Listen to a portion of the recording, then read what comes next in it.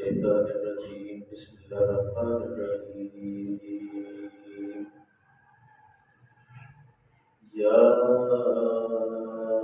أيها النبي إنا أرسلناك شاهدا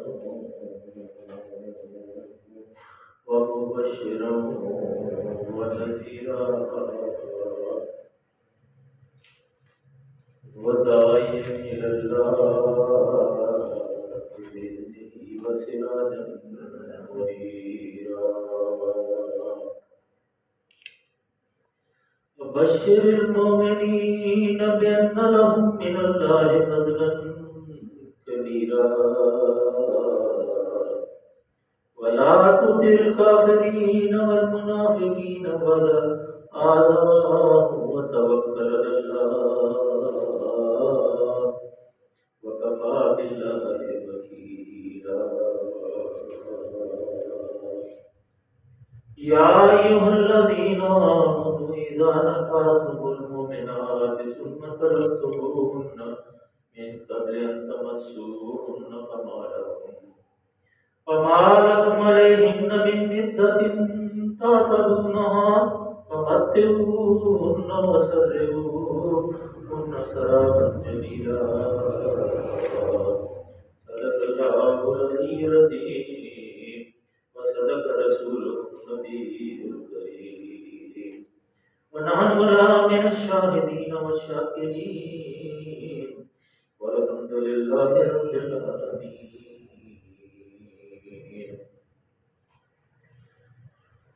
کل جو میں پڑھا تھا آخر میں والذی یصلی وملائکتہ لیخرجہم من الظلمات إلى النور وكان بالمؤمنين رحيما آیۃ یوم یکونہم سلام وأعد لهم أجرا کریما. کل یہ آخری آیات ہم نے پڑھی تھی جس میں اللہ تعالیٰ کی ذات کریم نے ارشاد فرمایا تھا کہ وہی ہے جو تم پر رحمت بھیجتا ہے اور اس کے ملائکہ تمہارے لیے دعائیں رحمت کرتے ہیں تاکہ وہ تمہیں تاریکیوں سے روشنی کی طرف لائے. اللہ کے جو فرشتے ہیں وہ اللہ کے آگے گریہ کرتے ہیں کہ اے پروردگار یہ جو مومن ہیں جنہوں نے تیرے نام کے اوپر اپنا ایمان لائے ہیں، جنہوں نے کہا ہے کہ اشہد ان لا الہ الا اللہ واشہد ان محمد رسول اللہ صلی اللہ علیہ وسلم، اللہ ان کو اوپر اپنی رحمت وسعت کل شیء رحمت. اللہ کو کہتے ہیں کہ اللہ تیری رحمت تو ہر چیز پہ چھائی ہوئی ہے، ان کے اوپر خصوصی رحمت بھیج اور ان کو کیا کر لنخرجکم من الظلمات إلى النور، ان کو اندھیروں سے نکال دے، گمراہی کے اندھیروں سے، بیماریوں کے اندھیروں سے، غم کے اندھیروں سے، ان کو کمزوری کے اندھیروں سے، ان کے ایمان کے اندر اتنی مضبوطی کر دے کہ یہ روشنی کی طرف آ جائے اور ان کا ایمان جو ہے جگمگا اٹھے، دل جو ہے ایسا روشن ہو کہ اللہ تیرے سوا اس کے اندر کسی کا خوف باقی رہ ہی نہ جائے، اور اٹھتے بیٹھتے بکرتم واسیلہ تیری تسبیح کریں، تیری تصدیق کریں، تیری تسبیح بیان کریں اور تیری تقدیس بیائیں اور تیری توحید کے نغمے کریں. اللہ ایسی وَكَانَ بِالْمُؤْمِنِينَ رَحِيمًا، اور اللہ مومنوں پر بہت مہربان. اگر ہم مومن ہیں تو اللہ ہمارے اوپر بہت مہربان ہے. ہمیں آس ہے کہ جو لوگ یہ کہتے ہیں کہ مرنے کے بعد آئذا متنا وکنا ترابا ذالک رجل بعید، کہ مر کے مٹی ہو جانا ہے پھر دوبارہ زندہ نہیں ہونا، ان کے لیے تو کوئی حیثیت نہیں رکھتا. لیکن اللہ فرماتے ہیں کذالک ما تنقص الارض منهم وعندنا کتاب حفیظ، جو مٹی ان کے جسموں کو کھاتی ہے وہ ساری اللہ تعالیٰ کے علم میں ہے اور ایک کتاب ہے اللہ نے بنائی جس کے اندر ہر ذرے کا حساب ہے. اور پھر قیامت کے دن وہی ذرات جو ہے، وہی مٹی جو ہے، جہاں اگر ڈوب کے مرے تب بھی، ٹکر کھا کے مرے تب بھی، فضا میں مرے تب بھی، جل کے مرے تب بھی، پھر بھی اللہ تعالیٰ اس کو اکٹھا کرے گا اور پھر اس کو اسی حالت میں جیسے ہم بیٹھے پھر سوالات اور جوابات ہوں گے. لیکن اللہ فرماتے ہیں تحیتہم یوم یلقونہ السلام، اور اس دن ایک اور نام اللہ نے فرمایا کہ جس دن اللہ کے ساتھ ان کی ملاقات ہوگی کیا کہیں گے؟ تحیتہم یوم یلقونہ سلام وأعد لهم اجرا کریما۔ تحیتہم یوم یلقونہ سلام، ملاقات کے روز ان کا جو تحیہ کلام ہوگا وہ سلام ہوگا۔ جیسے سورہ یونس میں بھی ہم نے پڑھا تھا وآخر دعواہم، کہ جو آخری دعویٰ ان کا ہوگا، جو اس کی آخری جو ان کی آواز نکلے گی وہ یہی ہوگی کہ سلام قول من رب الرحیم۔ یہ میرے عزیزوں ایک انعام ہے مومنوں کے لیے۔ اور یہ ساری باتیں کرنے کے بعد اب اللہ تعالیٰ اپنے محبوب صلی اللہ علیہ وسلم کی طرف مخاطب ہوتے ہیں، اور جو تکریم کے اندر اور جو آپ کی منزلت کے اندر اور آپ کی شخصیت کے اندر جو نقص نکالتے تھے مشرکین مکہ یا وہ جو منافق تھے، ان کو ذرا تھوڑا اللہ تعالیٰ نے اپنے نبی صلی اللہ علیہ وسلم کو ڈھارس بتایا کہ آپ کون ہیں۔ ایک ادنا سا تھانے دار ہوتا ہے نا، تو اس کا جو مخبر ہوتا ہے یا اس کا جو کمی یا اس کا کار خاص ہوتا ہے، وہی سارے علاقے کے اندر مشہور ہوتا ہے، اور وہ بڑے بڑے ایسے کام انجام دیتا ہے کہ آدمی دنگ رہ جاتا ہے۔ اللہ کے نبی صلی اللہ علیہ وسلم اللہ کے نبی تھے، اور وہ جو نکاح کا معاملہ تھا تو بڑے تانے مل رہے تھے۔ اللہ نے فرمایا یا ایھا النبی ان ارسلناک شاہدا ومبشرا ونذیرا، اے نبی صلی اللہ علیہ وسلم، میرے محبوب، ہم نے تمہیں کو ایسے بھیجا ہے، ان ارسلناک شاہدا ومبشرا ونذیرا، ہم نے تو تمہیں گواہ بنا کے بھیجا ہے، اعلیٰ مرتبہ آپ کو بخشا ہے۔ آپ کی شخصیت اس سے بہت بلند ہے جو مخالفین آپ کے بارے میں کہتے ہیں۔ آپ تو گواہ ہیں، آپ کی تو گواہی جو ہے وہ لکھی ہوئی ہے کہ آپ کی قولی شہادت یعنی اللہ کے دین جن حقائق اور اصولوں پر مبنی ہے، نبی صلی اللہ علیہ وسلم ان کی صداقت کی گواہی دیتے ہیں۔ اللہ کا دین جو اسلام ہے، شروع سے لے کے آخر تک، آدم سے لے کے خاتم النبیین صلی اللہ علیہ وسلم تک، آپ اللہ کے رسول صلی اللہ علیہ وسلم اس لیے کھڑے ہوئے ہیں کہ آپ اس صداقت کی گواہی دیں۔ اے میرے محبوب، تیرا کوئی رتبہ کوئی چھوٹا ہے؟ تجھے تو اس لیے بنایا گیا کہ شاہد ہوں، کہ تو گواہی دے اس دین کی، صاف صاف کہہ دے کہ جو اللہ نے اتارا ہے وہی حق ہے، اور اس کے خلاف جو کچھ ہے وہ باطل ہے۔ اللہ کی ہستی، اس کی توحید، ملائکہ، وہی کا اپنا، جنت اور دوزخ، زندگی بعد موت کا ظہور ہونا، یہ سب اللہ کی طرف سے اللہ نے محبوب صلی اللہ علیہ وسلم کو اطلاع دی، اور آپ نے کہا میں نے گواہی دیتا ہوں، میں شہادت دیتا ہوں۔ اللہ نے اپنا گواہ کر دیا، شاہدا و مبشرا و نذیرا۔ اللہ فرماتے ہیں کہ یہ تو مذاق تھوڑی، یہ دیوانے کی بات تھوڑی۔ اے نبی صلی اللہ علیہ وسلم، کسی کی پرواہ کیے بغیر اٹھیے، حق کے پکارے کہہ دیجئے کہ حقیقت اور گمراہ، حقیقت جو ہے، جو سب کچھ حقیقت ہے، اور جو گمراہیاں ہیں وہ لوگ جو اسے نہیں مانتے وہ گمراہ ہیں۔ یہ سب کچھ حقیقت ہے کہ زندگی کے بعد موت ہے، موت کے بعد پھر زندگی ہے، اور پھر حساب کتاب ہے، پھر جنت ہے، دوزخ ہے، پھر اللہ سے ملاقات ہے، اور یہ سب اللہ کے ہاں یہ سب حقیقت ہے۔ جو اس کو نہیں مانتے، اے اللہ کے محبوب، اے نبی صلی اللہ علیہ وسلم، یہ گواہی دے دیں کہ باقی سب گمراہ ہیں، اور جو میں بیان کر رہا ہوں، جو اللہ کے رسول بیان کر رہے ہیں، وہ حقیقت ہے۔ وہ لوگ جو اسے نہیں مانتے، اسی طرح اخلاق اور تہذیب اور تمدن کے جو تصورات، اقدار، اصول اور ضابطے اللہ نے اس پر عیاں کر دی ہے، اللہ کے رسول صلی اللہ علیہ وسلم پہ اللہ نے اخلاق کے ہر چیز جو بہترین صورتحال تھی وہ ساری اللہ نے اپنے حبیب صلی اللہ علیہ وسلم پہ عیاں کر دی، منعکس کر دی۔ اور انہیں اگر ساری دنیا غلط کہتی ہو اور ان کے خلاف چل رہی ہو، تب بھی نبی صلی اللہ علیہ وسلم آپ کا کام ہے کہ آپ نے گواہی دینی ہے کہ یہ کام اللہ نے کہے ہیں اور اللہ کے جو کام ہیں یہی حق ہیں، اور اعلان اس کو پیش کرنا ہے، اور ان خیالات کو، ان طریقوں کو جو اللہ کے رسول صلی اللہ علیہ وسلم نے بتلائے ان کے خلاف جو ہوں گے وہ سب غلط ہے۔ شاہد گواہی دینی۔ دوسری عملی شہادت، یعنی کہ اللہ کے نبی صلی اللہ علیہ وسلم نے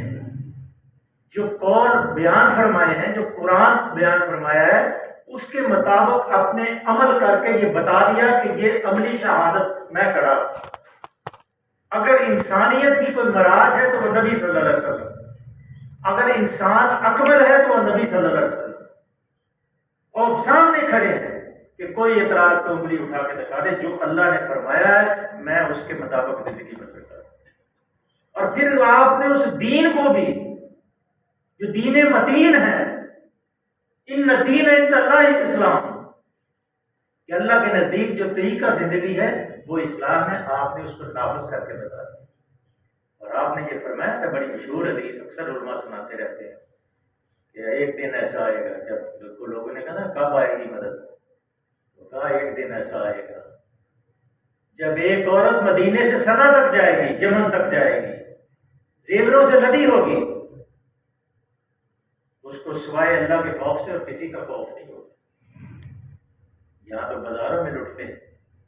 اس لیے لٹتے ہیں کسی کو کوئی اللہ کا خوف ہے ہی نہیں، تربیت ہی نہیں ہے کہ ایک دن ہمیں اللہ کے حضور، جیسے ابھی یہ زلزال پڑی ہے، اذا زلزلت الارض زلزالها واخرجت الارض اثقالها یومئذ تحدث اخبارها، یہ وہ سارے بوجھ زمین نے نکال دینے، اور اس دن پتہ چل جائے گا۔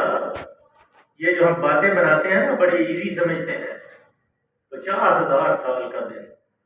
اور سورج اوپر، ہر آدمی اپنے گناہوں کے مطابق پسینے میں ڈوبا، لیکن ان کو فرشتے لا تحزن، اللہ وہ فرشتے اس دن ان کو کہیں گے ولا تحزن ولا تحزن، گھبراؤ نہ، غم نہ کرو، تمہیں تو جنت تمہارا انتظار کر رہی ہے، تم بے فکر ہو جاؤ جو ایمان لائیں گے، اور کلوا واشربوا ہنیئا بما کنتم تعملون، اور کھاؤ پیو موجیں لو اس کے بدلے میں جو تم نے دنیا کے اندر اللہ کے حکم کے مطابق اپنی زندگی بسر کی۔ لیکن دوسری طرف وہ بھی ہوں گے جو جل رہے ہوں، اس لیے اللہ نے جو دوسری قولی شہادت، عملی شہادت جو اللہ کے نبی نے دی، ہر شعبے سے اس کی زندگی پاک پر، اپنے ہر شخص سے اپنی زندگی نبی صلی اللہ علیہ وسلم کی زندگی پاک، جس چیز کو بھی بلائی کہنا ہے اس کی اپنی سیرت کو پوری شان کے ساتھ جلوہ کر، نبی صلی اللہ علیہ وسلم کی سیرت پوری اس قرآن کے مطابق جلوہ کرتی ہے۔ جیسے حضرت شاہ مسعدی تصریف نے کہا نا کہ کان بالکل پورا پوچھا نا کہ نبی صلی اللہ علیہ وسلم کے اخلاق کیسے، کہا قرآن نہیں پڑھا، آپ کے جو اخلاق تھے وہ قرآن تھے، یہ عملی شہادت ہے۔ اور پھر گواہ ہو کے وہ اپنی دعوت میں اللہ تعالیٰ کے رسول سچے ہیں،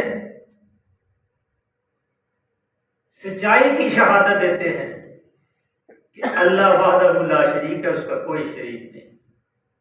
اور وہ ہر شخص کو اس اللہ کی طرف بلا رہے ہیں جو قیامت کے دن کا مالک یوم الدین، کہ بچ جاؤ۔ جتنے پیغمبر آئے ہیں سب سے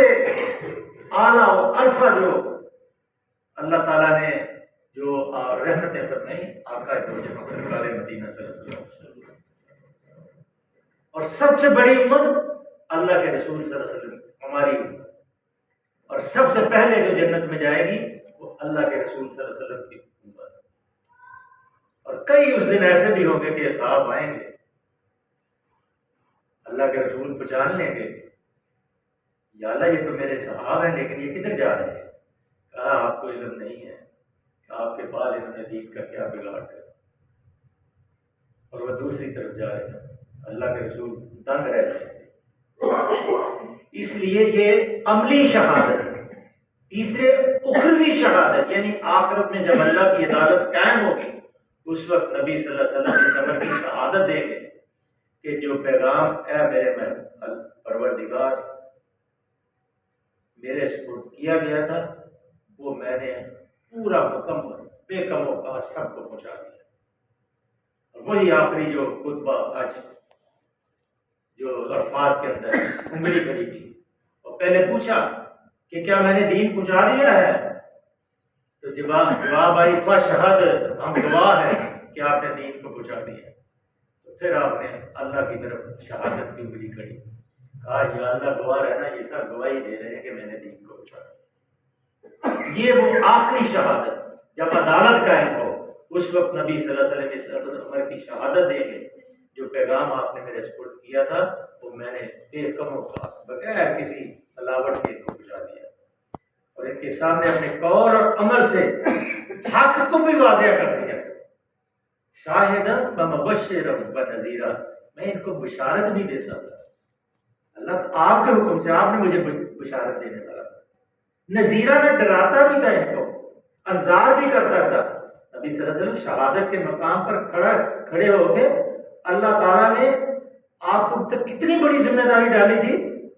کیسی عظیم شخصیت ہونی چاہیے اس ذمہ داری کے لیے، وہ صرف اور صرف آقا دو جہاں سرکار مدینہ صلی اللہ علیہ وسلم، جس کو آپ اللہ تعالیٰ نے اس ذمہ داری پہ کھڑا کیا۔ تبھی تو آخرت میں آپ یہ شہادت دیں گے کہ میں نے لوگوں پر پورا حق پوری طرح وعدہ کر دیا۔ کوئی ایک آدمی بھی ایسا نہیں ہوگا جو بات کہہ سکے کہ مجھے حق نہیں پہنچایا گیا۔ بعض لوگوں نے ایسے اور بھی مسائل نکالے ہیں لیکن وہ فقہ واریت کے مسائل ہیں، اس کے اندر ہمیں پڑھنے کی ضرورت نہیں ہے، پھر وہ لمبی بات ہو جاتی ہے اور آدمی جو ہے نا تھوڑا سوچتا ہے۔ آپ آخرت میں ان پر گواہ ہیں، جو کسر رہ جائے گی اللہ جب سارے گواہ اکٹھے کرے گا تو سب امتوں میں سے ایک ایک گواہ آئے گا، پیغمبر آئے گا، اور ساری امتوں کے اوپر اللہ کے نبی گواہ ہیں۔ پھر اس وقت کوئی جواب باقی نہیں ہے، کوئی جواب باقی نہیں رہے گا۔ اللہ یا اللہ جو آپ نے میرے اوپر فرض کیا تھا میں نے میرے اوپر حجت کو پورا کر دیا۔ 23 سالہ زندگی، 13 سالہ مکے میں اور 10 سال مدینے میں، ایک لمحہ کے لیے بھی چین نہیں کیا۔ بلکہ وہ بڑا مشہور واقعہ ہے کہ ایک وقت مکے کے اندر جب آپ تشریف فرما تھے تو ایک قافلہ آیا جو ہند سے انڈیا سے آیا تھا، تو پتہ چلا کہ قافلہ آیا ہے تجارتی اور صبح اس میں چلے جانا ہے، تو آپ اسی وقت واپس چلے گئے۔ تو فاطمہ رضی اللہ تعالیٰ عنہ نے کہا کہ ابا جان صبح چلے جائیے گا، ابھی تھکے ماندے آئے ہیں۔ فاطمہ اگر وہ قافلہ چلے گیا اور اس کو دین کا پیغام نہ پہنچا تو قیامت والے دن کو اٹھ کے ان میں سے کھڑا ہو جائے کہ ہم مکے میں گئے تھے، ہمیں تو دین کو چلا ہی نہیں گیا، تو میں کیا جواب دوں؟ ہو سکتا ہے کہ اللہ کے رسول صلی اللہ علیہ وسلم کی اس تبلیغ کی وجہ سے ہندوستان کے اندر اسلام پھیل گیا۔ اس لیے یہ فرض عین ہے، اس دین کو پہنچانا ہے، بغل میں دبانا نہیں ہے، سمجھنا ہے اور لوگوں کو سمجھانا ہے۔ بڑی اشد ضرورت ہے مشقت کی، ورنہ تو ہمیں تو پتہ ہی نہیں نہانے کے مسائل کیا ہیں، ہمیں تو یہ بھی نہیں پتہ کہ نماز کے اندر فرض کیا ہے، نوافل کیا ہے، واجبات کیا ہے۔ ہمیں سمجھنا چاہیے کہ یہ دین کوئی چھوٹی چیز نہیں ہے، اس میں جنت چھپی ہوئی ہے، اس میں جنت چھپی ہوئی ہے۔ اور جنت کیا ہے؟ کسی آنکھ نے نہیں دیکھی، کسی دماغ نے نہیں سوچا کہ وہ کیسی جنت ہے۔ وہ ایسی جنت ہے کہ لوگ ویسے بیان کرتے ہیں تشبیہ کے طور پہ کہ ایک سونے کی اینٹ ہے، ایک چاندی کی اینٹ ہے، اور وہاں سونے کے درخت ہوں گے اور چاندی کے پتے ہوں گے، اور وہاں ان کے ساتھ پھل لگے ہوں گے، دودھ کی نہریں بہ رہی ہوں گی، شہد کے اصل المصفہ اللہ کے قرآن میں سلسبیل ہوگا، پھر ایسے پکوڑے ہوں گے پڑے ہوئے، وجوہ یومئذ خاشعہ، اور کہیں وجوہ یومئذ ناعمہ لسعیہا راضیہ فی جنت عالیہ لا تسمع فیہا لاغیہ فیہا عین جاریہ فیہا سرر مرفوعہ واکواب موضوعہ ونمارق مصفوفہ وزرابی مبثوثہ۔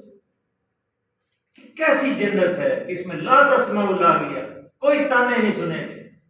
کوئی لغو بات نہیں ہوگی، کوئی زبان دماغ کے اندر کوئی ایسی بات ہی نہیں آئے گی جس سے گناہ کا سرزد ہونا ہو، بلکہ عجز کریں گے، عاجزی کریں گے جنت والے کہ اللہ ایک سجدے کی اجازت، آپ اللہ فرمائیں گے آج سجدے کر گزرے، جو مشقت اٹھانی تھی یہاں کوئی سجدے کی ضرورت،